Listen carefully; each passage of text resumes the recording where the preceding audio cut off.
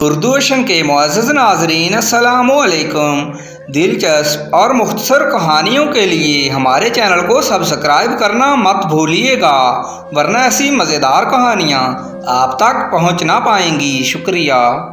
بیگم صاحبہ ایک پرندوں کی دکان میں داخل ہوئیں تو ان کو وہاں پہ ایک بولنے والا طوطا پسند آ گیا اور اس کی قیمت پوچھنے لگی۔ دکان کے مالک نے کہا کہ آپ کوئی اور طوطا دیکھ لیجیے، لیکن وہ کہنے لگی کہ مجھے یہی طوطا پسند ہے، اس میں کیا برائی ہے؟ دکاندار کہنے لگا کہ دراصل یہ طوطا پہلے کسی کوٹھے پہ تھا، اس لیے اسے آپ رہنے دیں۔ لیکن بیگم صاحبہ باضد تھیں کہ انہیں یہی طوطا چاہیے، شریفوں کے گھر میں رہے گا تبھی تو اسے شریفوں کے طور طریقوں کا پتہ چلے گا۔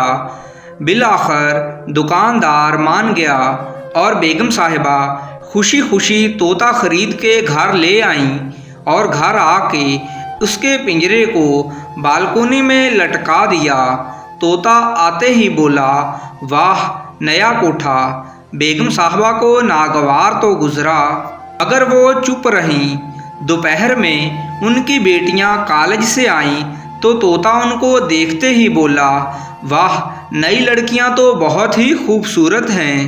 بیگم صاحبہ کو غصہ تو بہت آیا، مگر سوچنے لگیں کہ کوئی نہیں، نیا نیا ہے، شریفوں کے گھر میں رہے گا تو آہستہ آہستہ سدھر جائے گا کہ شریف لوگ کس طرح سے رہتے ہیں۔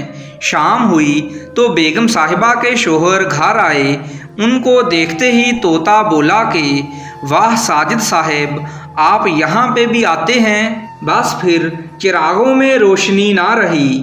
ساجد صاحب کے ساتھ کیا ہوا یہ تو ان کو پتہ ہے یا خدا کو، مگر ہمیں اتنا پتہ ہے کہ اس دن کے بعد سے ساجد صاحب ابھی تک گھر نہیں آئے۔